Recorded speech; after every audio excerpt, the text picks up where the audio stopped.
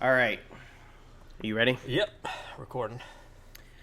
Welcome, everybody, to the 13th episode of the Deserted Gamer podcast. We do appreciate the views and support. We got a little more views than usual in the last one, so if you're a returning viewer to a new episode, thank you very much.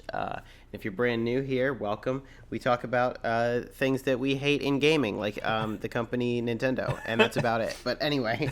And only Nintendo. And my kitty cat has just jumped on me, so you might hear some purring because she's very needy. But anyway, that's part of the content, dog.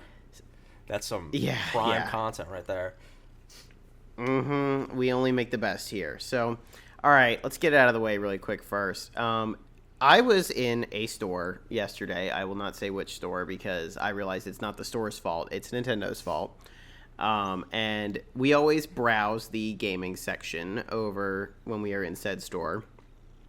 And we go and we look and we're like, what is going on? I actually had the intention of perhaps purchasing a new set of Joy-Cons for my Switch 1. Mind you, everything I'm talking about is the Switch 1. I do not have the Switch 2. I'm not in that kind of tax bracket. And I'm also not going to buy from a scalper. So anyway, I had intentions of buying new Joy-Cons so that I could have two sets because I still only have the one set. Like, they came with my console. Yeah, but anyway. Same. Yeah. And we go and we're looking and we're like, what the hell happened? Because all the Joy-Cons were $90 instead of $80. And then thankfully, at the very beginning of last month, I bought my girlfriend a Switch Lite.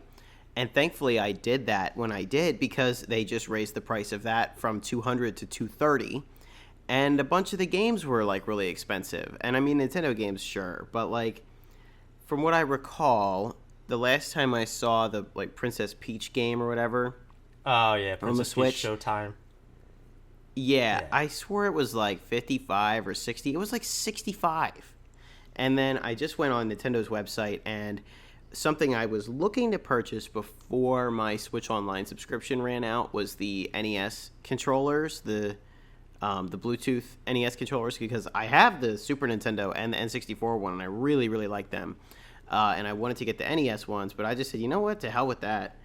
I'm not doing this. And because they raised those up to $70, and they were, I believe, 50 or 60. Like, they were not that bad. And you get two of them for the NES. So, but they raised them up to $70, and I just said, you know what, this is nuts. When in history, Brian, have we ever had a console that is being phased out have a price increase? I don't know. Exactly. No answer. Yeah. All right, moving on. I'm sure there's, like, one, like, maybe, you know, some shit that I don't know about that, like, you have probably played, but that it's, like, way past our time, you know? And they were like, oh, right. We'll increase that. And, like, this probably, like, if this podcast did get any sort of traction, there would probably be some of the comments like, oh, back, you know, they do, like, the whole, like, oh, adjusted to inflation, games should be $130. And it's like, yeah, sure, but the wages haven't inflated. But just think about this. Yeah, right. Deadass. But when did so whenever, like, the NES top loader came out, you know, like the second model NES, they intentionally made it not have the AV cable support. It just had the RF to reduce the cost. Yeah. That obviously became kind of a rare console and sought after because it plays the games a little better than the traditional NES because it's not that weird. The connectors are better on it, basically. And I think they're really easy to mod, and that's why people like them. But anyway, and then, like, the Super Nintendo Junior, or whatever they called it, like, I believe that was also had some cost-cutting measures. And then the GameCube and the N64, you know, as they died off, I'm almost certain that they got price cut and everything. And, you know, even other consoles that were crappy, like the 3DO and whatever. The 3DO famously started off at, like, $700 in 1993, and I think, like, within 6 months it was like $300. So, yeah, it's bonkers to me that a console that is being phased out has just had all of its hardware and software obviously not discounted, if not increased, there's no sign of anything being affordable, even for the what is now the previous generation, which is nuts. So I saw all that. I went on eBay. I saw a copy of Mario Odyssey for $45, sealed, snagged that. And there was this other game that my girlfriend was looking at that was $30 in the store. Went and found it on eBay for $15 and bought it. So Yeah. I was like, all right, we're done. We're done here. Yeah. So I'm finally gonna play Mario Odyssey, Brian. Isn't that amazing? I honestly didn't know you hadn't played it. If I'm being real with you, I've never played it. I know, because I could never afford Switch games. I was house poor with the Switch, basically. I bought the console and could never afford games for it. Yeah, well, that's fair. Odyssey, I would say, I mean, obviously our opinion is going to differ on this, but I would say Odyssey is probably, in my opinion, the second best 3D Mario game. I haven't played Galaxy 2, so I can't speak on that, but Galaxy is still my favorite. Right. And then I do like Odyssey like a bit more than Sunshine, just because I have some frustration. I mean, I'm ass. I'm like complete you mean there are booty things cheeks at platformers. So like, obviously, you mean there are things that are frustrating about Mario Sunshine? Yes. I've never heard that before. I'm well aware, Brian. Yeah. Yes. Yeah, but anyway, yeah, Odyssey is very good. Yeah, that's I'm excited. So I'll probably do a video about it now that the Switch is old school. Yeah, because it came out 8 years ago. So I think, isn't that crazy? Like I've heard people be like, yeah, maybe like 10 years is when we could consider a console retro. And it's like, watch what you're saying there, because you're saying then that the PS4 is a retro console. Yeah, that's just not.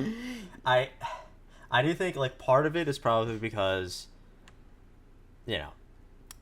things have moved faster in recent years. So I think yes. 10 years now, especially like, I actually heard this on listening to a One Piece podcast recently, funnily enough. But they way to talked out about, that you listen to that. Yeah, way to out that I'm a big fan of One Piece, which people would know if they know anything that I do outside of YouTube.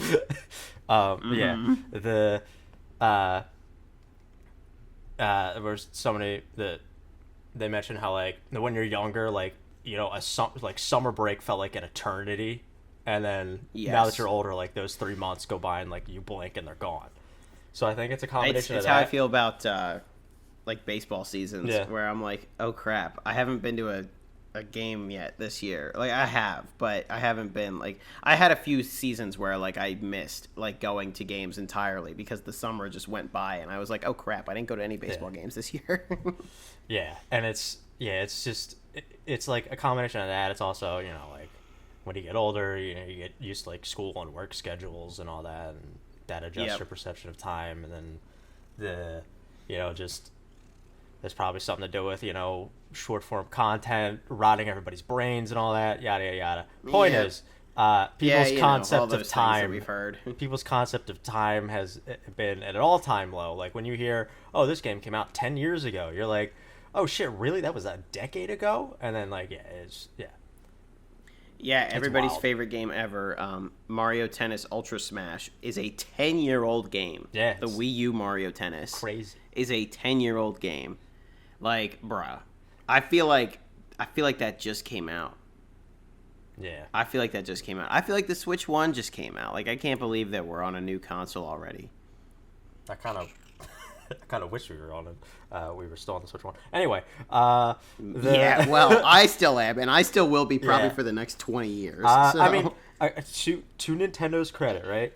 They did recently release. They had that survey going around, which I didn't get a chance to look at it until it was over. So unfortunately, but apparently a lot of people were saying how much they wanted physical games and to do less of the key card shit, and it seemed like Nintendo might follow that. So we'll see how it goes, and if they do, good on Nintendo. If they don't, I guess fuck Nintendo. But yeah, like I'm getting ready to put up. Oh god. We have a segment from the last podcast where you talked about game key cards, and I have a good thumbnail that just says nobody wants this. yeah, and especially not me. But yeah, it's or me. And I think we've made it clear, on here. I'm like the opposite. I'm like the antithesis of like the the Nintendo YouTubers who aren't big fans of RPGs. Where I'm a big fan of RPGs, and while I do like some of Nintendo stuff, I think more recent podcasts maybe sound like a hater. And then you just don't like Nintendo because they got rid of your beloved Sega Game Gear. I mean, yeah, they did get in there and just axe the Game Gear. Dude, I had a crazy dream about... I had a dream about a Sega Game Gear. I'm not kidding. The Sega Game Gear was in my dream last night. Where I was like... I have this like recurring... I have some places that I go in recurring dreams. I don't know if you do. Yeah. Well, I mean, yeah. Yeah. I haven't had many dreams in like years, or that I remember at least. I mean, I haven't had any like dreams, like aspirations in life for years as well. But, anyway, we should just rename this podcast to "Deserted of All Will to Live." the Nihilist podcast. Anyway.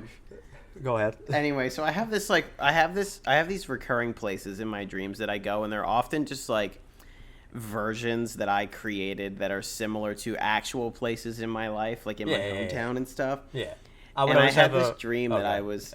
What? I was just going to say real quick, I would always, when I was like younger, I would always have dreams of my... Like even when I was in high school, I'd have dreams of being like trapped in my my elementary/middle school because they were combined. Mm-hmm. Right, yeah. So my dream was about this like convenience store that was in my hometown, and I was dreaming about like I was like reminiscing in my dream about this convenience store. Like, this is wild. I was like, oh, I remember coming here as a child because there was a convenience store in my hometown that I would go to as a kid, and so I was like reminiscing about that in my dream, and this convenience store in my dream had grown and started selling video games, and I was in the market to buy this Sega Game Gear that they had in the store, and they like let me like spin a wheel to get a discount. It's the kind of store I would want to be running, you know. And I walked out with a Game Gear and some boxed games for $100 in my dream, and the Game Gear worked too. I didn't have to solder it, but I had intentions of modifying it. I remember that. So that was my dream. I can't believe None of that's real. real. I can't believe you didn't get a 7-Eleven slushie in your dream. No. This is like a local convenience store. It's not a. It's not a like a chain. Yeah. And that's true. Like the one in my hometown is just like an independent convenience store that's been there forever. So, you when you're listening back to this, you are gonna hear a lot of like chattering, meowing because this cat is just going crazy. I'm keeping it in. Dude, keep it in. I mean, it's not really going to be easy to take out, so keep it in. No, I'm keeping it in. But she's, like, on my lap and just, like, gets up into the mic and then chatters at it. So, I mean, it's like she wants to be on the show. Our second guest. Yeah, seriously. So, all right. The actual, like, main focus topic that we wanted to talk about, instead of just, oh, look, Nintendo's doing things again. As is typical with this show, was some gaming hot takes in general, and you said you had a lot of them. Oh, so you boy, seemed do pretty I! Excited. So I'll turn it over to you, Mr. Brian. I was gonna say, turn that dislike button on.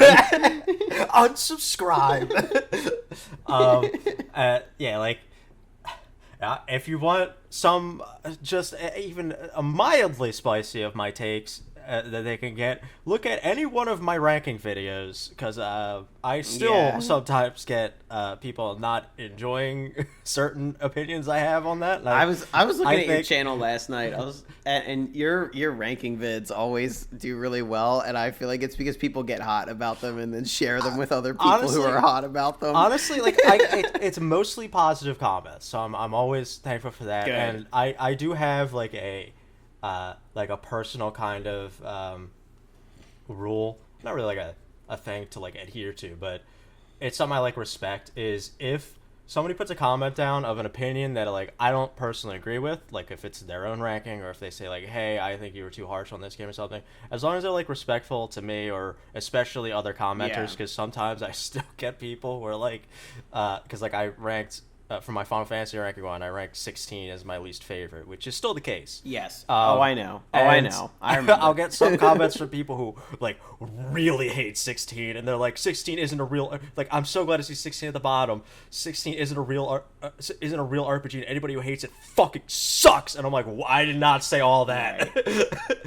Yeah, right. It's like, all right, wait a minute. You had me there for a minute, but when you started attacking people over it, it's like. Yeah. So like, if somebody has like. If somebody has like a comment, like especially like my Trails one, because you know Trails fans are very opinionated, but I think like the common like perception of the Trails series is that even like the worst of these games is still a great game. Like it's just that people rank them differently. I had a similar kind of experience with Mario Kart Wii. Yeah. And I liked this comment. So it wasn't like too bad, but it was just kind of funny because I'm not crazy about Mario Kart Wii. And I know a lot of people really, really, really love that game. Mm-hmm. And I never really understood that. And I played it. It's because of the wheel, Andrew. Like I have like. It's because of the Wii wheel. Yeah, I have. I have like all the nostalgia in the world for Mario Kart Wii. And I prefer so many other of the games to it. So, you know, you can't even, like, use that, like, catch-all gotcha thing with nostalgia. But anyway, someone commented, so good, because I like the game. I don't, like, hate it. And I offered up a lot of, like, I gave the good and the bad, right, for Mario Kart Wii. I said, look, the bad mostly outweighs the good for me on this one compared to other games. Some dude comments, like, finally, someone who doesn't jerk this game off 24/7. Like, oh my god. Oh no. That's a gold comment, though, dude. Yeah. If it's funny too, that's another one. It was good. Yeah. But it was like very intense compared aggressive. To what I was. It's and like that's my rule of thumb. Like if the comments like respectful to other people, especially like other commenters and stuff, then yeah, I'll like and heart it, because you know like. I respect it. I'm not somebody who's going to be like, oh, your opinion's wrong. Like, it's an agree to disagree thing, and that's the whole point of those videos is, you know, it's my list, and I do want to hear and see other people make their own lists, you know? It's right. I think talking about things that you like and don't like in games and stuff is fine. I think it's just, like, sometimes you got to, you know, and I think everybody falls in this. I'm guilty of this, too. It's like sometimes you got to, like, understand that sometimes your language can be a little provocative.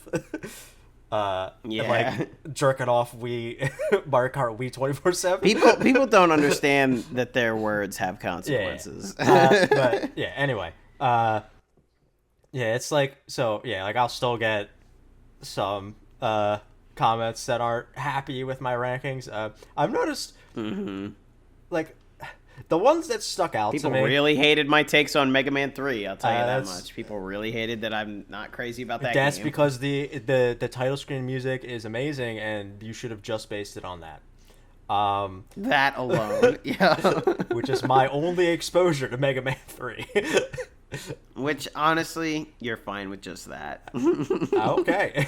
But yeah, No, I love that game. There's just a part of it that I really don't like that I was very critical of in the video, and people got like refights or whatever the hell it was. The remix, the like remix stages, basically, yeah. People were so mad at me for that. I think that, and we can get into this, but like I think that is like a thing with like older games, you know, or like they have things that kind of sometimes feel like padding or just to make it more difficult. Of course. Like I played. Well, yeah, because there was the whole like Nintendo being in bed with Blockbuster and making the games harder, so that you have to keep renting it and whatever, you know, like stuff like that. And I mean, I think we talked about this last podcast, but like, you know, like infinite respawning enemies or like I think like in Grand Theft Auto 3 you have like there's like the last mission in that game, they take away all your weapons, you gotta like fight through an army with just a pistol and like working your way up to getting more weapons back, and it's like, okay, why though? Right. But yeah, like the comments that stand out to me is I'll still get like, you know, some some people were not happy that I ranked Final Fantasy 14 low, which, I mean, I understand. A lot of people love that game. I'm not an MMO guy. Yeah, but isn't that the MMO? Yeah, I'm just not an MMO I was going to say, isn't that MMO? It's like, I get it. It's a numbered Final Fantasy, but like, bro, it is not like. How can you even compare that to a game Well, like Final Fantasy VI? so You know. so like I have heard that the story in like the expansions is very good, and I'm not gonna discredit that because I I'm have sure not it is. played them. Yeah. Because Right. like I said, I am not a huge MMO fan. I'm also not a big. I have no idea what they're called now. They used to be called Creative Business Unit 3, which is the design team. I'm not a big fan of their games. What a name! Yeah, What a name! Yeah. Ooh. I tell you, when I was trying to record that video, I missaid that like 8 times. What a name! Yeah, I'm not like a big fan of their like game design style or their writing style, and I'm not like a huge fan of MMOs. And I'm also I played solo, so like when I got to the part where I had to play with people and I was already at like my wit's end with the game, and like none of my friends wanted to play it, I was like, I think I'm done. Yeah. I'm not a big MMO guy, so I was like, yeah, I'm gonna rank it low. Like I think it's got some good parts, but yeah, a lot of no, I'm not gonna say a lot because I think it's like 3 people, but 3 comments I got. Right. But yeah, like Final Fantasy 14 fans and also Elden Ring fans for me ranking the DLC pretty low. So I got some hot takes. Right. Oh yeah. The Elden Ring. I know you got some hate on that. I did see your comment section on that. Getting some folks. Dude, all right, here's my take. All those games suck. All those Souls-like suck. Dude, granted, I'll give you this. I have not given it too much of a fair shake, so I can't necessarily say that they suck. But I have never been less compelled to play a game than any Dark Souls game or any game that is similar to Dark Souls. I mean, I do not know why necessarily, but they just look so uncompelling to me. I think, and that's fair, because like it's not for everyone. Like if you like narrative driven stuff, and I've seen people talk about this sometimes, like Souls is not narrative driven at all. Like it's actual narrative. I don't think like the best one was Sekiro, and that was the only one that had like real cutscenes. But like every other one, like the narrative is pretty much you're some immortal dude. The world is shit, and the world is becoming more shit, and you are trying to either escape said world or make it less shit. Pretty much, like Look, I'm a guy who likes a game. I'm a guy. I like a game. I like freaking Tearaway. Yeah. On the PS4, you look at like the colors on that. I like Mario Sunshine, right? I like colorful games. All them Souls ass games, bro. They are so dark and gray and sad. They're all the same. I will push back a little bit because there is like Souls has some really beautiful like areas and stuff. Like one of my favorite areas in like any video game is Anor Londo from the first Dark Souls, which is completely in sunset. It's like this instead of like the other ruins in the game, it's like this huge cathedral that doesn't look like it? Anorlondo.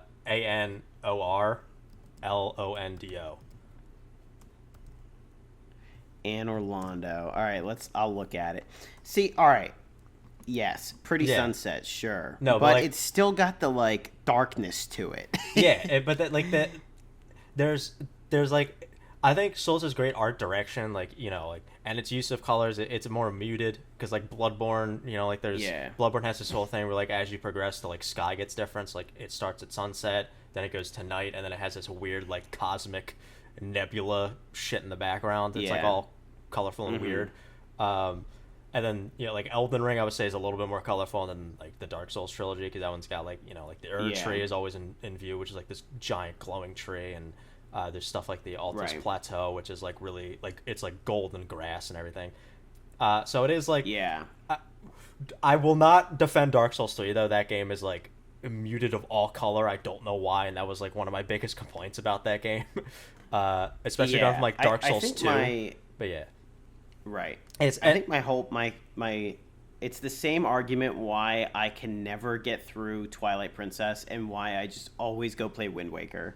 Because Twilight Princess is very similar looking, at least just from what I've seen. I know that there's like, I haven't played any of those games all that much, but Twilight Princess has those kind of more muted darker colors to it too. Whereas Wind Waker is like looks like fucking Jet Set Radio, you know, and it's like that's what I need my games to like look like that. And there's also Donkey made a joke about Call of Duty and about how Modern Warfare 2 is the only Call of Duty game with any real color, and that's very true. And I'm like, no wonder I've played that one the most.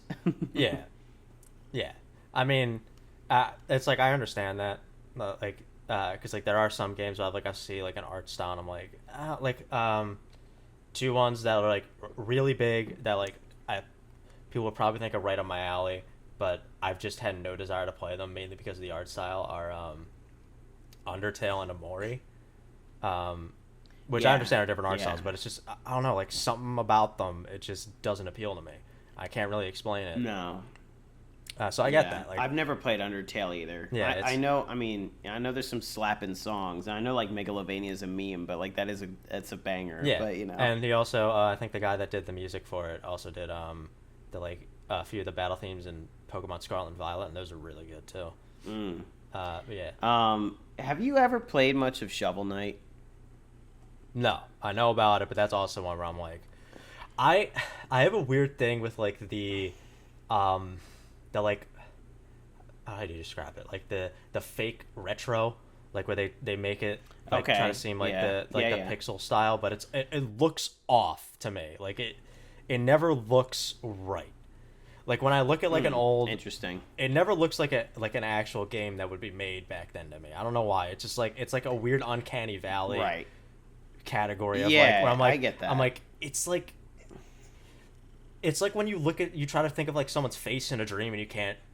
It's like all like it's like I can see there's a face, but I can't get any of the details. It's kind of like that where it just feels a little off. On our original subject of the like hot takes. 10 years isn't anything. Okay, just our first. That's kind of a hot take that you don't like the like remastered 8-bit stuff because, or the like redone 8-bit because, you know, a lot of things go in that direction now to appeal to a certain audience. But anyway, Shovel Knight is an 11-year-old game now, and that's the one that for some reason, when I think about like the passage of time, that's the one that makes me like the most upset because I like played that game a lot when it was brand new, and I remember like waiting for that game to come out because it was kind of a big deal, Kickstarter type of game, and then you know it got really popular, and I had a physical copy of it on the PS4 at one point. I still have it on Steam. I remember that. I don't have it was at like the height of its popularity. Yeah, it was like everybody was. I really liked that game. And that I brought it up because to me that's a game that has just phenomenal colors, and I think that it's cool that we have something that's like the 8-bit NES style, but obviously with a way better palette than the NES had, because like, you know, I mean, have you ever played Mega Man 1? Like, good lord, with the color palette. But then you look at something like Shovel Knight, and it's just like, oh my god, this is like so refined. And I really liked that game for a time. I didn't play all the DLCs. I know they went and expanded the hell out of that game, but I didn't play all that. But they also gave you a lot of those for free. So if I wanted to just go and fire that up, I believe I can still, because I own the game on Steam. And if you USB an NES controller to that game, you can play it with that, which is sick. That's sweet. Yep. Yeah, back to the original topic of hot takes. Should we get into our real spicy ones? Yeah, sure. So far we have that you're not a fan of like Final Fantasy 16. Sure. You know, you have some RPGs or whatever that you're not crazy about. You're not crazy about modern games that use retro style. Yeah. I don't like the Souls games at all. And I'm not. I find them not appealing or compelling to play. Is what I'll say. I won't say I don't like them, because maybe if I did play them, I'd be like, "Wow, I was wrong this whole time." Yeah, but that's what I was like. I don't. If you recall, I was a big Souls hater, and then I gave Bloodborne a third try. And I was like, it's kind of fun. And then I played the whole series. Like, I actually really like this. Then I played Elden Ring. I was like, maybe I don't like it all. And then Night Rain was announced, and I was like, "Ooh, I'm not even touching that one." So we have that. I guess my other hot take is that Mario Sunshine is the best 3D Mario because nobody thinks that but me. So, but we already kind of talked about that. And good lord, can I talk about Mario Sunshine anymore, even on my main channel? But I mean, it's like So I think we can go about this hot take thing in two ways because like obviously there's gonna be games that we both like and dislike. Like I like Final Fantasy 15 more than a ton of people. I liked I liked Cyberpunk before 2.0, which is I probably like Fallout 4 more than most people. I like Fallout 4 too a lot, and like the Cyberpunk take I have seen nobody else share. I like legitimately where I'm like I think I'm like one of 3 people in the entire world who likes 1.6 more than 2.0, like vastly more than 2.0, like to the point where I think they kind of ruined Cyberpunk for me. And then like there's other ones like, I mean, obviously I mentioned I don't like Elden Ring. I guess like I mean, there's not really like any Trails hot takes I have, so I can't really speak on that. So individual games, like we definitely have a fair number of things that are like, I guess hot takes with us. Like when it comes to just like individual games, but if we go broader, for hot takes, I would say that games absolutely can be so bad that they're good. I genuinely think that I know that people like went and fixed Sonic 06, quote, but I genuinely think that like the vanilla, like play it on like the Xbox 360 or PS3, like Sonic 06, I genuinely think it's a very fun game because it is so stupid. It's so dumb. It is like every single thing that everyone hates about Sonic, just all in one package, and that's what makes it great. It's like I find a lot of charm in like glitches because I grew up with the glitchy ass PS2 games. Well, not even that. We're going worse, Andrew. I grew up with the Bethesda games on the PS3. So I was literally gonna bring up Oblivion as like a janky game. So, not even, Skyrim is almost unplayable on the PlayStation 3. If you have too many items in Whiterun, the game moves. Anytime you enter into the city, I have an old save file that I just dumped everything into that one chest you have in Breeze Home in Whiterun. That if I walk into Whiterun on that save, I'm going nowhere. It'll take me 30 minutes just to walk down the street. It is so bad. You're so funny. There's so many things like. I still remember like the list of glitches for the PS3 version of Skyrim is like a whole, like you could scroll for 5 minutes and it's still going. It's like it would crash, it would freeze all the time. Whenever I used to be able to tell, like I used to be able to time. But first off, the loading screens longer than any other game I think I've ever played. And but I could tell. Well, have you played Sonic 06? Have you ever played Sonic 06? I don't know. Do the loading screens take more than 20 minutes or 10 minutes? They are horrific on the PS3 version. They're better on the 360, but they are horrific on the PS3. Yeah. So, what a system, man! I love it, but what a system, dude. The PS3 is what a fucking spectacle. The PS3 was. Sony got such a big head over the PS2, and then they made a damn George Foreman grill with the Spider-Man font and charged $700 for it. It got better. It got better at the end. It got. Yes, no. By the time they even released the first Slim model, was when I got like really into that generation, and the PS3 really did step it up. But it always, maybe it just at least in its UI, felt behind the 360. Well, the 360's UI was so much faster. You had party chat. You had a much better online service, even though you had to pay for it. But it was so much better. I had a lot of experience using both. Do you remember when like that whole like what was it, like half a year or something when the Sony the PSN got hacked and it went down? Yes, and it was just like down. Yeah, and they were like, here's $20 on PSN for like dumb long. Yes. No, it was so bad. The PS3's like, okay, obviously Nintendo is abysmal at making online services. People forget, I think, because the PS4 got it right. with the online service mostly. Yeah. People forget about just how horrible the Yeah. online was on the no. PS3. And then if you try to go onto the PS3 on the PlayStation Store, which is still there, and I hope it stays around for a while because there's some shit I still want to get, and it's got That's more still shit. up? Yeah, Because the 360 took theirs they down. were gonna take it 360's down. is They were gonna take so- down the. I think they already took down the PSP store, but they were gonna take down the Vita and the PS3, and people pushed way back against it. Right. They were like, "All right, we're not touching it." That's right. so So they left the Vita. They left the Vita yeah, the store Vita, up too. the Vita and the PS3 store are still up, which I hope it stays. Imagine up for it's a while. imagine it's August 10th, 2025, and you boot up the fucking PS Vita store. Yeah. I mean, that's how I still got like the Persona What are you games. doing? But yeah, like, if you try to go on the PSN store on the PS3, does that run like hot ass? I'm telling you, man. Oh, I'm sure.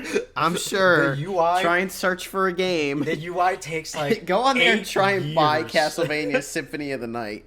Try and buy Symphony of the Night on that thing right now.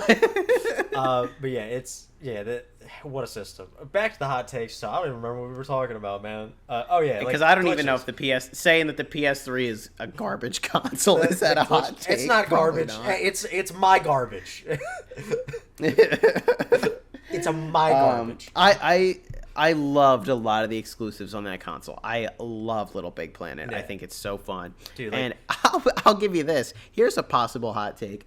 I even had a ton of fun playing Killzone 3 when that game came out. Yes, I said it. I liked Killzone 3. I don't Wow, even, I haven't what a even- hot I take. haven't even played one or two. Killzone 2 is hot shit. I- Killzone 2 is absolute garbage. I always get Killzone mixed up with Resistance. When you said Killzone, I was Because like, I they're- thought people kind of like Resistance, and they just didn't think it was because Ratchet and Clank. And then I was like, oh yeah, it's Killzone, not Resistance. Resistance was the Insomniac Resistance Fall of Man. So the first Resistance was a PS3 launch title, I believe, and that was like one of the big pushes to get a PS3. It was to get Resistance. Yeah, it was And Insomniac. then Killzone 2. Killzone 2 was an early PS3 game. I don't know if it was a launch, but Killzone 2, when you walk around, the whole point of it is like that you're supposed to feel like you're really carrying all that shit. But it is so weighty, and it's not fun. If you've ever played Call of Duty, it is hard to go or Halo. It is hard to go and play Killzone. Yeah. Because it is so weighty and slow. Killzone 3, they sped it up a little bit, and they made you weigh a little less. It's still pretty stiff, but it's a lot better. Yeah, And then I did play the PS4 launch one, Killzone Shadowfall. I just don't remember much about it. Yeah, it's like Morrowind, right? Like if you go back and play Morrowind after playing like Yeah. Oblivion and Skyrim, where you move at normal speeds, and you go back and play Morrowind, Yeah. and you're like, why does my character have his ankles broken?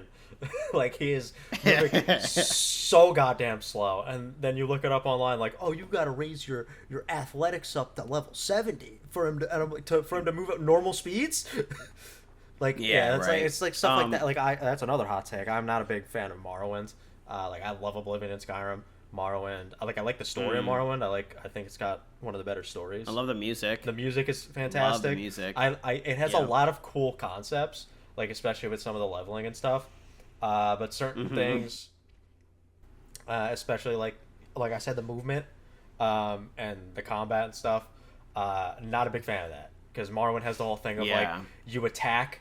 It's like an action RPG, but kind of not really because every attack has a hit roll.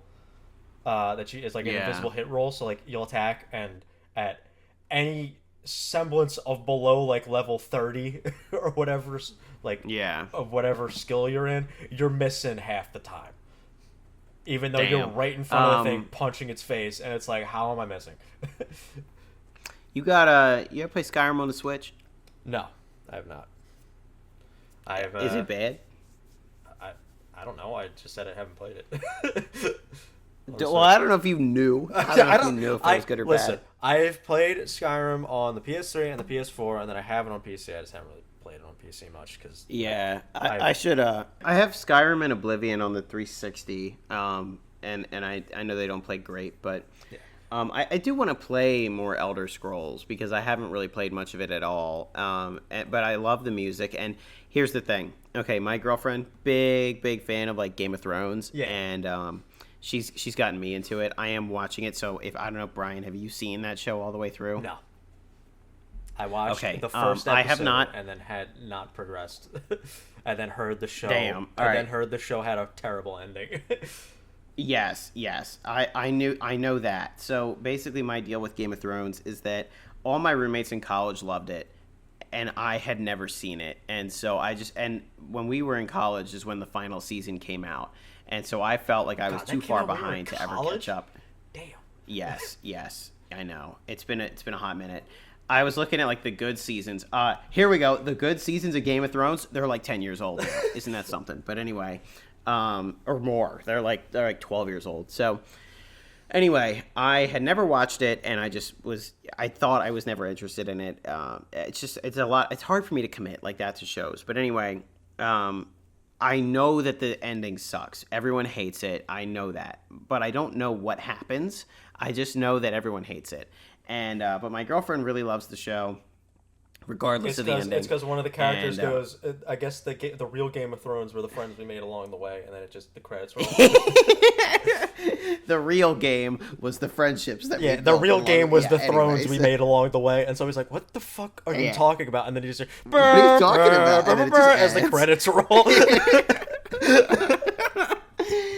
So anyway, I enjoy that show. I'm enjoying it. I'm like 4.5 seasons in, or 3.5. I'm in the middle of season 4. But anyway, after we record this, I'll probably be like in season 6 because I'm watching it. I'm really watching it fast. Yeah. But anyway, and I'm not checking the damn comments on this video because I know some asshole's gonna spoil it. But my girlfriend really loves Game of Thrones and like that high fantasy BS, I guess. If I got her into Skyrim, I feel like she would really, really Oh no, love Elder Scrolls. I think she would too. Yeah.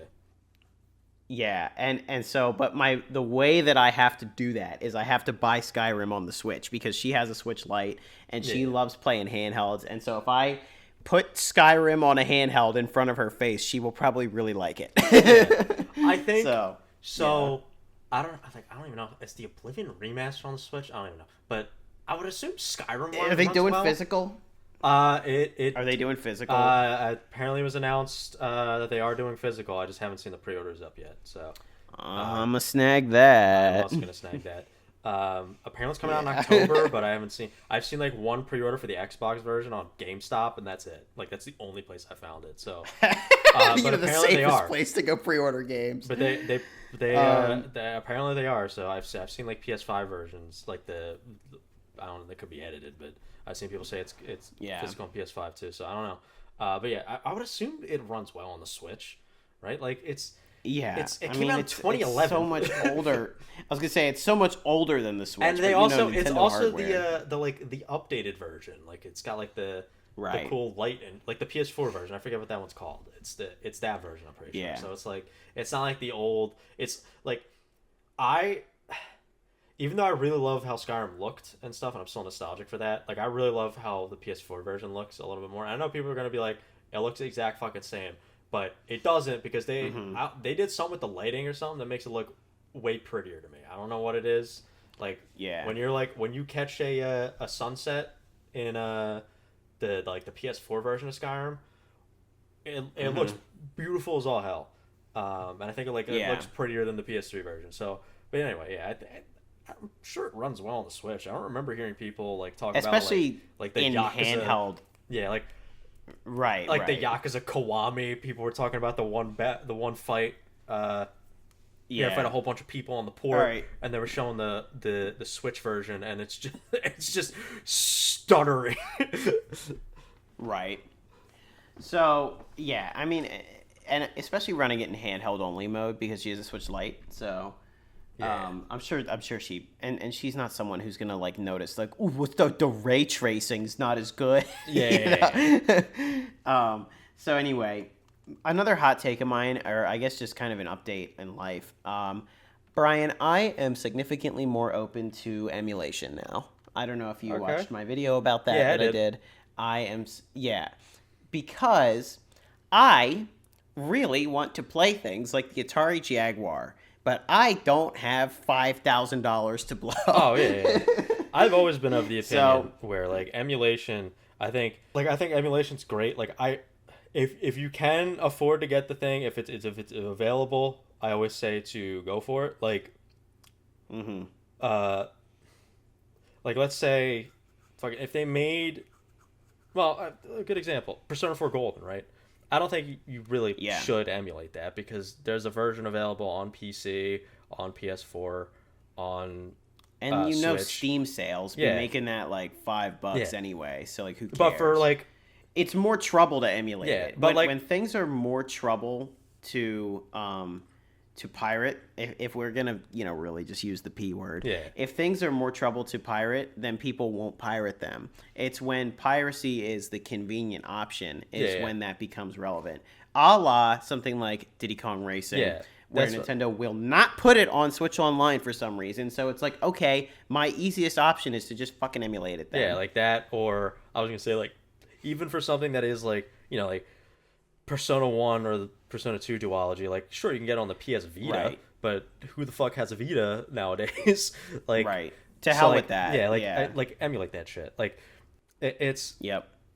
like I'm a collector. I And still Little like Samson collecting. on the NES. Yeah, like I It's still like like a $2,000 game. yeah, like I'll always go physical if I have the option and the means to. But like for some shit, Yes. like I'm not shelling out $500 for Revelations Persona on the PlayStation 1. I was literally No gonna fucking say, shot. Yeah, just hell no. But like Just hell no. And I like to collect and play physical games on the Wii. yeah, Because the Wii and good lord, whenever they try and start emulating the Wii U, I don't know if they have yet, but I haven't seen much. But like, how the hell are we gonna emulate the Wii U with the gamepad?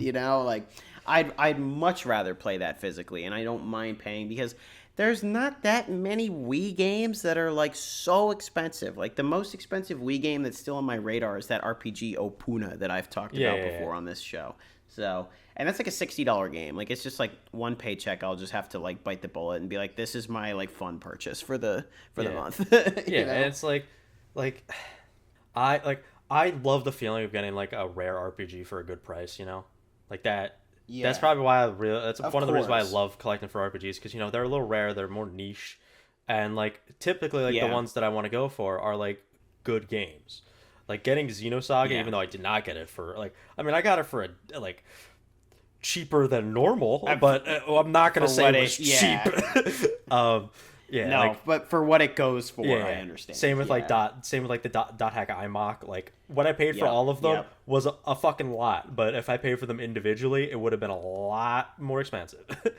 So yeah, like Yeah, I feel like I got some good deals on my my Mega Mans and my yeah, Darkwing Duck and like my Snow Bros on the NES. It's like a $250 game, and I sniped it in a lot of some dude who was like selling NES games out of his garage. Like you could tell on eBay, he just had them in the garage, and he had Snow Bros, and the cost of the lot was less than what Snow Bros was worth. Like I paid under $250 for the whole bundle.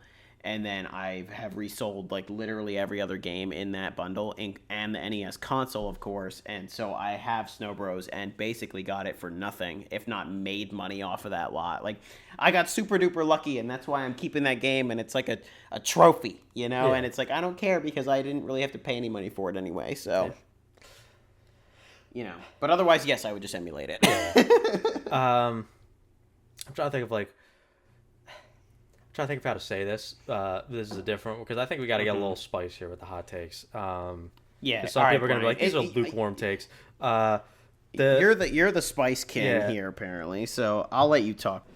So my spicy take is that video games suck. No, Well, I can kind of agree. yeah. No, I mean, this is a bit more of a lukewarm take. I kind of got two in the chamber right now. One is that Epic. the fucking chasing of like high fidelity, like not even just graphics, but like more shit in games, I think is ruining game development. Like I see people be like, You mean the ray tracing? Not even You just- mean not- how not the even PS5 just that. Not even Pro just is that. like, I mean, look like- at these. Look at the sun. yeah, like I don't, not even just that. I mean, like I saw this like because it was in a tweet that I saw recently. It was about Mafia: The Old Country, where people were like, "You can't swim in Mafia: The Old Country," and people were like, "Why can't you swim in Mafia: The Old Country?" And other people were like, "Because you couldn't swim in any of the other games. Why would you need to swim in It's this like, why game?" can't you swim in Why Yeah. can't you swim in Castlevania 2? And it's like, when he jumps in the water, he dies. I think you people know? put too much value in like the amount of shit you can do in a game rather than if that shit Yeah. is good.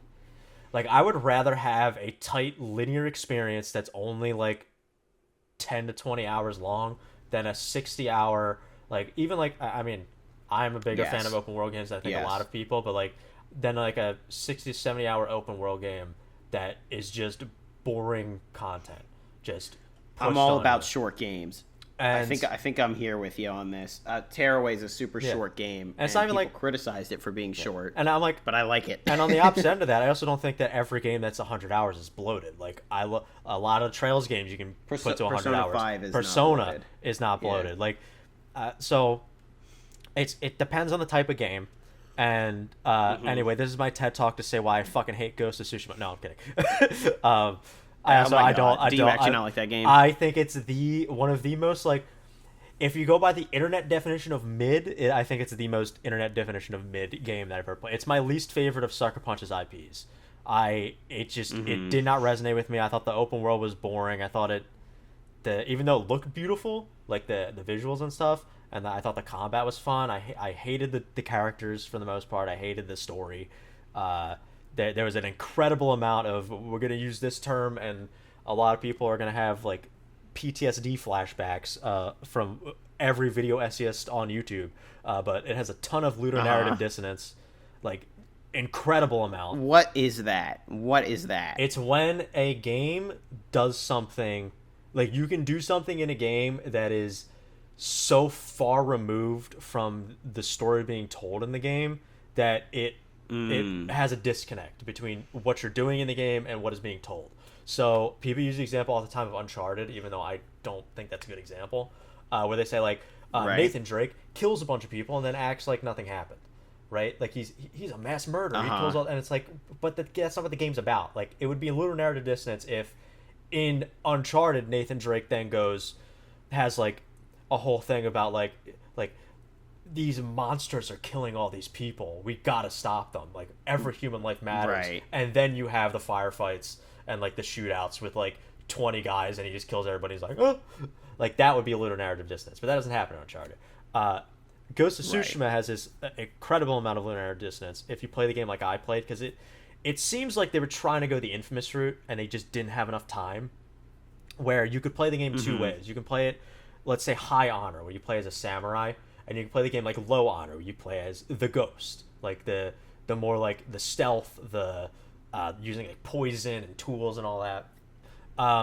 And the game makes that seem like it's your choice. Like when it introduces that, it makes it seem like it's a huge thing that the main character has to contend with. Like he has a flashback to his uncle telling him about how they don't use stealth and stuff. They confront their obstacles head on with honor and all that. And then you have this other character being like, but it's a war. Like you gotta be able to survive and save these people. And it pushes it like it's like a moral, like a system, right? Which if they don't want to do something like on Infamous where like changes the story, whatever, fine. But I played the game completely like would have been if it had a system like this. It would have been a quote unquote high honor game, because I thought the stealth the stealth stuff wasn't that good, and I really liked the upfront combat in the game. I thought it was way more fun. I loved just walking up to a fort, challenging the fort, like legitimately yelling at the people in the fort, challenging a dude, killing like 5 people, and then just going into open combat and like a duel, and then going into open combat with everybody. I loved that. That was great. It was so much fun. Do you like Borderlands? Do you like Borderlands? I have not played Borderlands. But the What, Brian? I don't know what to tell you, man. I just didn't play it. You should. Well, Borderlands is like exactly that. You see like a fort and you just like run up on people and kill them and then take all their shit and leave. Like it's different. great. Like it's I meant like the sword combat is like what I really liked, and the but but like like I love the gun combat in Yeah. Borderlands. It's just so fucking good. But then you have that, and then you'll have cutscenes in the game where like the main villain will be showing like your uncle stuff, where he's like this is what your nephew is doing. Like he's stabbing people in the back and using poison. I'm like, I didn't do that shit. I don't know who he's talking about, but the game acts like you are, and that's what I think like a huge thing of ludonarrative dissonance in that game. Anyway, Yeah, I'm not a big fan of Ghost of What Tsushima. was I the just hot think take? I just think it's medium. What was the hot? Was it? Oh, was I it just that think it's Ghost that- of Tsushima sucks. No. The hot take. I mean, kind of. No, but yeah. That If could be you a can't sub- tell, a I have subcategory. no interest in playing Ghost of Yotei. Like that and like Death Stranding 2. What Even is though I that? did like Death Stranding 1, I just have no interest in playing 2. Is Ghost of Yotei Is the sequel. It's the sequel. The sequel? Yeah. I don't even know, dude. I'm out of the loop. It's like I'm out of the loop. I was so out of the loop. I just saw bought people Mario talking Odyssey, about so I'm like 7 years yeah, behind. it's like I have almost no desire to play it. Like the only way probably to Dang. get me to play it is if I ever do a video of like the like Sucker Punch versus All of Naughty them. Dog versus Insomniac. Yeah. Like that's the only way. Like their IPs against each other. That's the only way to ever play Right. Yotei or Last of Us Part 2. And that would be a Mondo video. Yeah. That would be a massive video. Yeah. All right, so The- what was the hot take of all that? I know the you were hot explaining take, something. The to hot me, take but- was, like I think that my hot take. I'm just gonna frame this as less of a hot take, but whenever I hear people talk about like what is good for games, it's like the exact opposite of that. what I want. Right? Like I've seen Yeah, people say like, have you ever that's seen right. those things where people like, oh, like my ideal video game is loads of content, infinitely regenerating content, choices that change the world, like a whole bunch of characters, and I'm like, I don't want really any of that. Like choices that change That's the not world, Mega Man fine. Like, 2. if it's That's not yeah, Mega Man. Like if it's The Witcher or Mass Effect, like sure, choices that change the world, those are interesting. Infinitely regenerating content, absolutely the fuck not.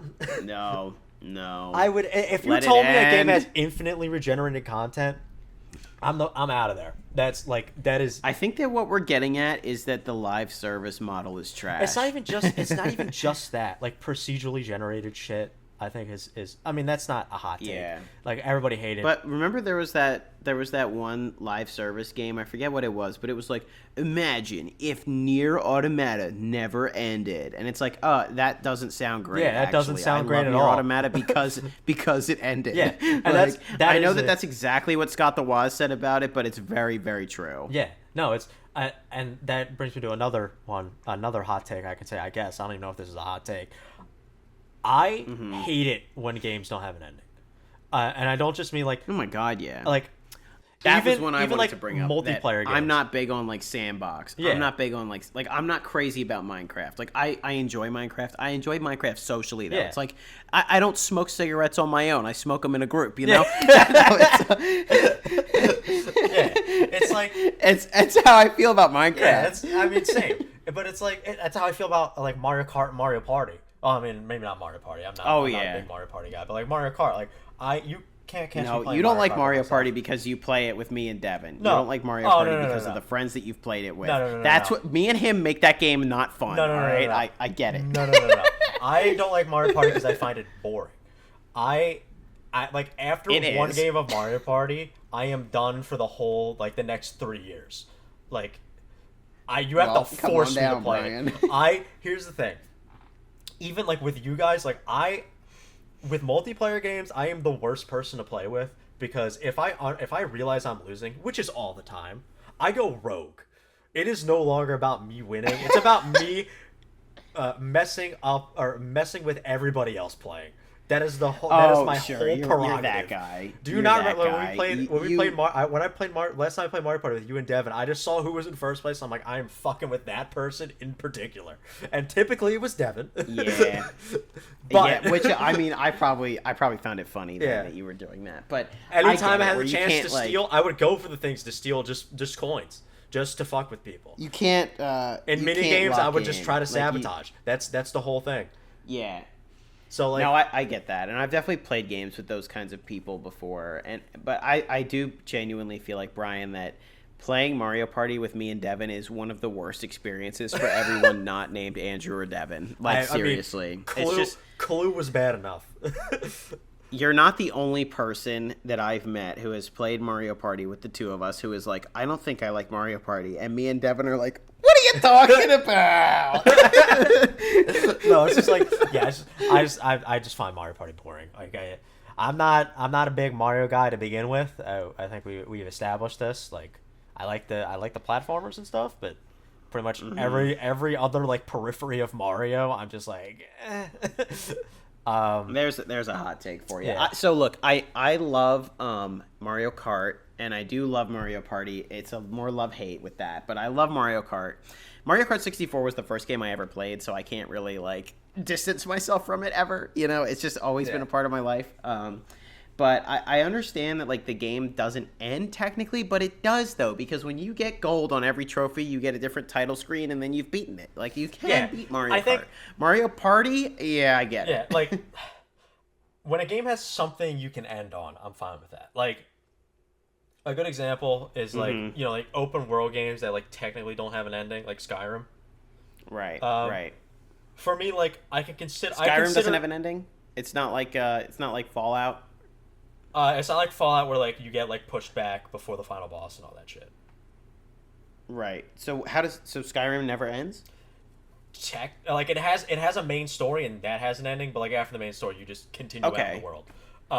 So well, like, that's like how Borderlands is too. Yeah, like you have the main story, but there's a million side quests too. And I'm fine with that for stuff because it's like, for me, like I can consider a playthrough of Skyrim ended when I do like the main quest line. So like the main story quest line, all like the companions, the College of Winterhold, all that shit, and then like the two. I mean, DLC. that's like any RPG. Yeah, and then I'm like, and I don't know if you do this. This isn't even like part of the hot take thing. This is just like a weird thing I do. And games like that where like there isn't technically like the credits end and it pushes you back to the title screen. I'll like find a location that I really like in the game, like either like like the starting town or like and just stop there. And like I'll like look up at the sky and I'll try to get it as like a sunset or like a nice thing. I'll like look at it for a few minutes or like a few seconds, save and then quit, and then like that's the thing. Like I want that save file to end on a point that like I don't know. It's like this weird thing where I'm like. I don't know if it's like an anxiety thing, but like I sometimes have this thing where I'm like, if for some fucking reason, I think it's because I broke a lot of consoles and shit when I was a kid or like lost stuff. So like I always I still have this fear of like this is the last time I'm ever gonna play this game, even though it's probably not. So like and then I wanted to when you end load on the a good game up, memory. you don't want to be. You don't want to be in the final boss's room when you load the game up in 5 more years. Yeah. You know, even or if like, the boss is dead, you're just like in hell. Yeah, like it's like under the well and awkward of time, like right. Like oh my god, please no. Yeah, like this is cursed. Absolutely. Can't play this game again. Got to get a new cartridge. I think with Borderlands. Like I'm thinking about Borderlands 2, like the final boss, it is just like you're in like a big like fiery room and there's just some big dude, type of deal. Yeah. But then like after that, like you can just go back to Sanctuary, and that's like the good place to like the main town. Yeah, like you go to like your main town or your hub area, Yep. or like an Assassin's Creed Odyssey. I went to like the like kind of like Bay area where it's just like once you get out from like the kind of initial part of the world, it unlocked like the rest of the world.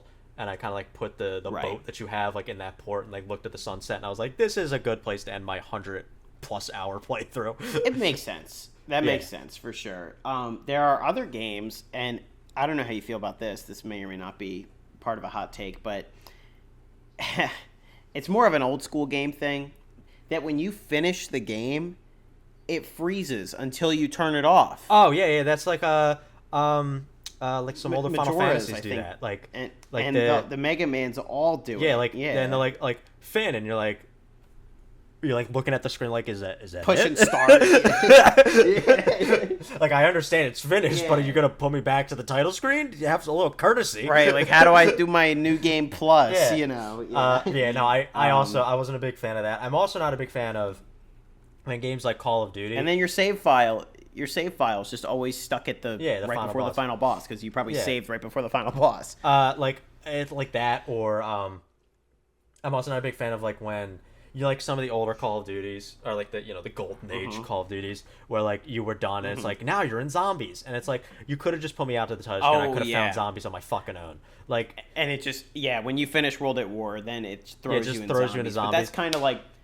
And it's like a loose story tie-in where it's like, okay, World War II's over, but not really. The zombies. Yeah, and like that was cool for World at War, like because it's like like you have the whole thing with like you hear like the plane crash and then you're like in the thing and then Yes. because it doesn't tell you what it is and then you're there and you just hear like the in the distance you're like what the fuck is that and like because the first that time playing area that, is an actual it's an actual area that you go to in the campaign too, the Nocturne Toten. yeah and it's like it's like a great introduction to that, but like Black Ops doing it, and like I think it should have had a thing where after your first playthrough of the campaign it did that, sure, but any subsequent it didn't. Did Black Ops put you into 5? Yeah, put you into 5 after the campaign. With it right into the thing with Castro, and you're like, "The fuck is this?" And JFK. Yeah, and you're like, "What the hell?" Yeah. It doesn't even throw you into Kino. It throws you into 5, and then, aka the zombie. Yeah, match and Modern Warfare. Literally nobody likes to play on. Yeah, and then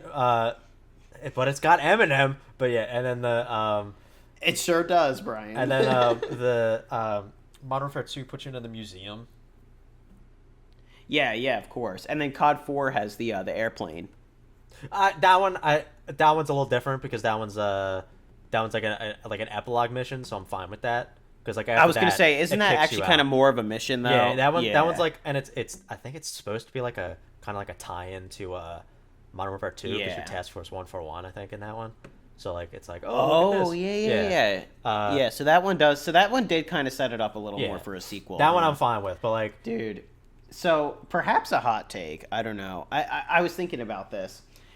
10 years ago, it would have been a hot take where we both admit to really liking Call of Duty. But now that people are like us are like very nostalgic for like the COD 4 to Black Ops 2 era, it's less of a hot take. But back in the day, man, I remember, I was really into retro gaming, and a lot of like the retro gaming YouTubers would like shit talk Call of Duty and Halo, but I was like, I like those games too, So, well, I mean, apparently it's becoming a hot take to say Ghost sucked. Really, that's a hot Ghost. take. Ghost is one of those like Ghost. It's like people like are the starting Assassin's to Creed, have like some of the older Assassin's Creed games where I was like, as a kid, I was like, those games sucked, and then a lot of people said those games sucked, and now people are like, oh, those games were actually really good. Now the new games suck, and I'm like, I go back and play them, like, no, they still suck. So I played Ghosts. I had a time right before I moved to Arizona. I played like every single COD campaign on the PS3.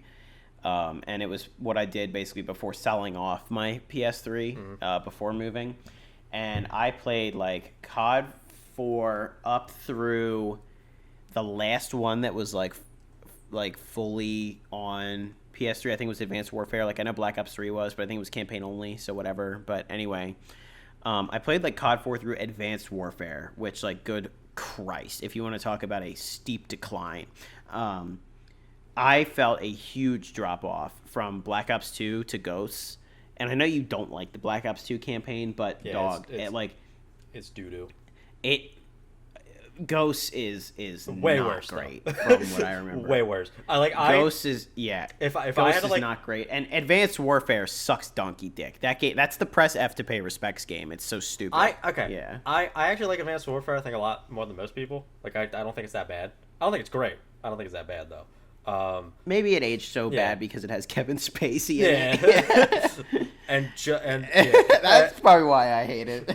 It's Sledgehammer, and I do think like between Treyarch, Sledgehammer, and Infinity Ward, and I guess there's Raven Software now too, but I don't really know much. Raven was kind of always involved though. Like Raven's logo is on the back of Modern Warfare 3. But like I think they've had ones that they've developed themselves now, but like between like those the three that I do know of well, I think Sledgehammer makes the worst ones for sure. But yeah, like always when they were like, oh, it's a 3 developer cycle now because nobody liked Modern Warfare 3. It was like, okay, this will be good. We're gonna have some more time to make these games, but then it was like, Infinity Wards were always okay. Treyarchs were always the best. When they did the 3 cycle. Well, this is like let's not get crazy. They made Black Ops 3. A hot take: Treyarch games were always better. They made Black Ops 3. World at War, but Black Ops 3 was good multiplayer. The campaign is dog shit. I was about like if I Train had to Go rank, Boom. if I had to rank the campaigns, Train go boom. Yeah, Train go boom. If I had to Brian. rank, Train go boom. you're gonna give me flashbacks. If I had to rank, Train go boom. if I had to rank the I played that campaigns, nonsense too. I think I would have to make a distinction between like the two that I think are just dog shit, like complete like. I don't think there's like really any redeeming qualities, and that's Black Ops 3 and Ghosts. And then there would be a Wait, you don't like new dog gap. model? Okay, the New dog dog is the model? only good thing in Ghosts. I don't know about that. People made fun of that big time. I the only character I cared about was the dog. Yeah. And then there'd be Riley. a significant gap, and then it would be Black Ops 2, and then a like, not like a huge gap, but then I would go like Call of Duty 1. But a gap. yeah. Yeah. And then everything else I'd be like, this is good from here on. But For yeah, me, like, the campaigns that matter are COD 4 through Black Ops 1, or maybe Modern Warfare 3, because that one was pretty good too. okay, I will say I know like Black Ops 3 total shit, but the multiplayer was awesome on that game. yeah, I never put the multiplayer, so I can't speak on that. The campaign really was just good. dog shit. the Yeah. Train go boom. yeah, but like like I like Advanced Warfare more than most people. I think Infinite Warfare is actually really underrated. I need to play it. I have it. I need to play it. Hot take I'm is gonna play it today. hot take is I actually liked World War II's campaign, even though it was really short. That is a hot take. That's a Another hot for take sure. is I thought Vanguards wasn't that bad. I see Nazis. Yeah. I killed them. What, you like that shit, Brian? Come on. Not that aspect of it. Yeah, and then like, I've never played Vanguard. and then but I yeah. think Cold War and Black Ops 6 are probably like the two best that they've had in a long ass time. Yeah. and then, Cold War was a great game. I actually really liked Yeah. Cold War. And then hot take, my other hot take for that one is I thought the Modern Warfare reboots weren't that good. Although I thought two was way better than the first one. I thought the first one they only dragged a rebooted the fuck ton. campaign of 2. They only No, rebooted that was the the remake. You're campaign thinking of of 2. you're thinking of the remaster, not the reboots. You're thinking of the remaster. Oh, sorry. You mean like the second trilogy of Modern Warfare. Yeah. The complete rebooted.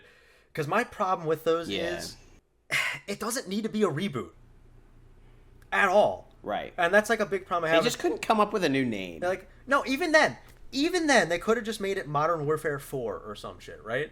And just not Right. have the characters. They could have just been like, all right, the story with Captain Price and all them is done. And everybody would have been fine Right. with that. And then if they just made, like, this story, because, like, you're looking, like, there is, I haven't played 3, okay? So, like, no idea what the fuck happens in that game. I heard people hated it, but whatever. Point is, there is no point in any of those games where I was like, oh, I understand why Captain Price, Gaz, Ghost, and Soap are back in this in this reboot. There is no point where they act like different characters. It's just that, oh, this guy's Scottish and he's named Soap and he has the mohawk. And it's like, okay. Ghost has the skull mask. He doesn't act like Ghost in Modern Warfare 2 at all. They're essentially different characters, just with the same name and a similar design. And that's like a similar that's another big reason, like another big thing that I don't like about Black Ops 2's campaign, where I'm like, this didn't need to be like Mason and Woods and Hudson and shit, right? You didn't need that. It could have been completely separate characters and it wouldn't have changed the story at fucking all. It's just the fact that they needed a sequel to be like with these characters to like hit home. Isn't it kind of weird that they act completely Woods out of is fucking alive? character? I'm fine with Isn't Woods it kind of being weird alive. that Woods ever survived? Yeah, I'm fine with. Isn't that weird? I'm fine with Woods being alive. That's not really the part that pissed me off. It's just that like they act way out of character. They act like different people, to the point where these could have been different characters. And if they were, I probably would have liked the campaign a little more. But the fact that it's like, okay, like Mason's living in the woods in Alaska, and like Hudson's like a traitor and shit, and it's like, why? You had these character arcs and they were finished. You didn't need to bring them back and make what felt like completely different characters to me. And that's like and that's why I like Cold War and Black Ops 6 that's why you don't more. like it, huh? Well, there's other reasons too, but that's a big reason why. Uh-huh. And like Cold War and Black Ops 6, I think are better because it's like they don't try to make it like, because like Mason and Woods and Hudson and stuff, they're just like cameos pretty much. Like, it's cool you get to play as Mason for like a few missions. It's cool you get to go back to the fucking that mission you played as in Hudson in the mountains in Black Ops 1 with Mason. That's some cool shit. But like Right. for the most part, they're just kind of there as like cameos. They play like a support role. The real like main characters is Right. the what's his face, the Adler, and like the new group. Yeah. Yes. So like yeah, like that's why I'm fine with those ones, and the stories are better. But yeah, and anyway, we got to do something else but- before we end this off, because we can't start with Yeah. Nintendo bashing and end with Call of Duty praise. COD, for like the every eighth single fucking time. episode. Every single Yeah. episode, somehow we start with what did Nintendo fucking do wrong this time, and let's end it off with Brian. What do you think about this Yeah, Call what of do you Duty think about game the from golden 15 years age of ago? COD? We gotta Yeah, stop. Seriously, I noticed that too. I'm like, man, we tend to do that every single Yeah. episode, don't we? So yeah, All right. Yeah. Give me a different hot take, nothing to do with COD. Let's talk about, Brian, what is your favorite visual novel game? I'm just kidding. I was about to say, I was like, I got none. Yeah. Trying to think of I like Phoenix Wright. what's a good take that I think people would actually be pissed off about. The spiciest one. Yeah. Is it that the Kinect was actually a good idea? Yeah. The the Kinect was better than the Wii. Just say some shit. I'll give you this, man. I'm looking at my setup right now. The Kinect is right there, front and center. You know why? It's fucking awesome to play Just Dance on that thing. No Wii remote. It's great. I think the Kinect was a little overhated. There's another hot take for you. Yeah, I mean, I've seen people say like, at least it was better than the Move. Yeah. All right, there you go. The PlayStation Move, that thing was hot trash. Yeah, that's not even a hot take though. I think that's a cold take. That's like an Antarctic take. No, but I will. My hot take is that the Kinect was overhated. I think that's fair. At least the 360 version. The Xbox One, when they like forced you to buy it and stuff, that was so stupid. But Yeah. the 360's Connect, not bad. Honest to God. And now that like you can barely even get the 360 to connect to the internet anymore, it's like you don't have to worry about that thing stealing all your personal data because it's not. My 360's not online. Yeah. So Yeah. Unless it starts talking to you, then you got something to. Then you got something. when to it, worry about. yeah. I love that John plays the Kinect Star Wars. Yeah, It, I was thinking about that with Kinect, the like, has like fucking- eyes. He's like, it's staring at me. I was thinking of the how you do the running animation with the. Yes. Push forward. Yeah. No, it's like that game is trash, but the Kinect works magically for Just Dance. Yeah. I will give you that. Yeah, I mean, yeah, I guess like I don't even know if this is a hot take, but like I'm not a big fan of how the like modern perception of like people who like video games is like people who like Valorant. And it's like the What esports the hell scene. is Valorant? Like I think like the yeah. importance people put on the esports scene, I think, is a little I hate it. overblown. Like I think yeah. I think it's good that it's a thing. I'm not gonna knock people who like esports. I'm not even gonna knock the people who play esports. I think they're very talented. I think they put a lot of hard work in, all that shit. It shouldn't be in the Yeah. Game Awards. Like, why? Like, I don't care if you're the best esports player ever. You have really nothing to do with the creation of video games. Right. Like, Well, I think too one of the biggest like blunders is like the over pumping of funds into esports. So a great example. I don't know if it's still like this, but in Philadelphia, where the stadiums are, there's Live Casino has like a bar or whatever. Yeah. That's like right there. Like pretty much every live casino is like that, like across the country. But anyway, Live Casino has a bar, and on the facade of the bar, there are giant logos for the Eagles, the Sixers, the Flyers, and then the Philly Fusion, the fucking Overwatch team. It gets up there with the goddamn Eagles. It's like, yeah, what? No, it's and it's like, again, like I don't want to diss anybody who likes esports. I don't want to diss people who are into esports. It's just that I feel like it's kind of conflation with kind of like the dominant gaming culture.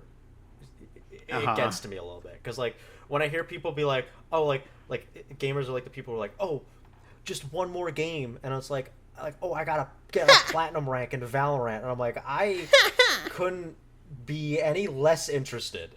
I couldn't be any I'm less. just trying to find 20 minutes to play some goddamn we Wheel of like- Fortune. Like, sure, like, everybody's got different things. Like, some people like arcade games, some people's bread and butter is the NES, like retro games, some people like platformers Yeah. or like Nintendo games, some people like me like RPGs. Everybody's got their own shit, right? Right. But I just...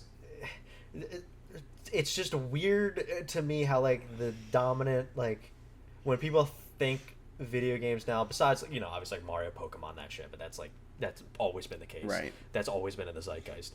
But like, you know, they think of like Twitch streamers or esports, like the esports scene, and like the connections around that. Whenever I like tell people that, hey, this thing on my TV stand is a capture card, Yeah. right? Because I have all my games and stuff are out just in our main room. So like when we host and stuff, like, you know, I can play Mario Party with friends or play Borderlands by myself, all in the same room. Yeah. Wow. But anyway, so I have my capture card just out, and so everyone always sees it on the TV stand, and I'm like, yeah, so like here's my Wii U, here's the Kinect, here's my capture card, and they're like, oh, are you like a Twitch streamer? And it's like, no, bro, I literally record myself playing the fucking Mega Man collections Yeah. and post it online. Yeah, yeah, yeah. Like I do YouTube No. videos, but I'm not like that, you know. Yeah. It's and I guess connected to that, Game Awards, I think to make it better, they should get rid of the esports categories and like the best content creator, because like I don't think it has much to do with like I think Game Awards should be the celebration of the actual creation of games, like as a medium. Right, And I don't think right. like That's content- always how it like felt, sure content right? creators can like reviews and stuff, and sure maybe they get some feedback, but content creators, people like esports teams and all that, they aren't making the games themselves. They aren't involved in the process Yeah. to any significant degree that I think that they should take up slots, like expand the categories, because like, you know, like I feel like just having like an RPG category might kind of just, you know, it doesn't fully expand on that. Similar with like Right. action adventure and like or like family game, like they can make more categories, and I think like, you know, those are taking up some slots that I think yes, I think those people obviously they deserved the awards that they got. I'm not gonna say they didn't, and I obviously think that those content Right. creators are probably better than we'll ever be as content creators. I'm not gonna say like, oh, you should watch our stuff instead. No, it's like it's just Obviously, Brian, your a night- Final Fantasy ranking video was way better than anything anyone else has made. anything so- anyone else has ever made. It's just like on a night that I think for a show that should be celebrating the process of making games and the people who create them, and you know the Right. future of games, I think should focus less on the people who just play the games and more on the people who actually create. I think that's the hot Absolutely. take that I wanted to end off with. I think that's a solid one. All right, let's wrap it up here because we're Yeah. pushing an hour and a half. Thank you so much, everybody, for tuning in to this episode of the Deserted Gamer Podcast. We will be posting some segments, hopefully, of this in case you want to rewatch a little 10-minute clip of me and Brian talking about Call of Duty for the 85th time. So with that, thank you all so much for watching, and we will see you in the next one. Bye.